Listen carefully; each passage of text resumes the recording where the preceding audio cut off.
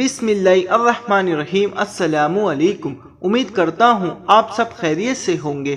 رسول کریم صلی اللہ علیہ وآلہ وسلم عید الاضحیٰ یا عید الفطر میں عیدگاہ تشریف لے گئے۔ وہاں آپ عورتوں کے پاس سے گزرے اور فرمایا، اے عورتوں کی جماعت، صدقہ کرو، کیونکہ میں نے جہنم میں زیادہ تمہیں کو دیکھا ہے۔ انہوں نے کہا، یا رسول اللہ، ایسا کیوں؟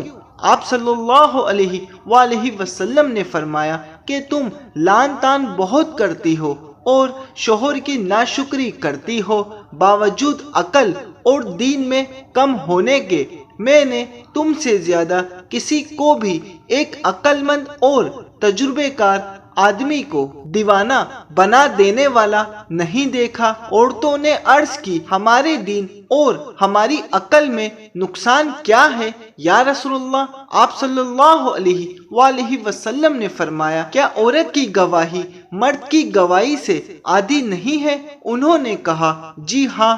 آپ صلی اللہ علیہ وآلہ وسلم نے فرمایا، بس یہی اس کی عقل کا نقصان ہے۔ پھر آپ نے پوچھا، کیا ایسا نہیں ہے کہ جب عورت حیضہ ہو تو نہ نماز پڑھ سکتی ہے نہ روزہ رکھ سکتی ہے؟ عورتوں نے کہا، ایسا ہی ہے۔ آپ نے فرمایا کہ یہی اس کے دین کا نقصان ہے۔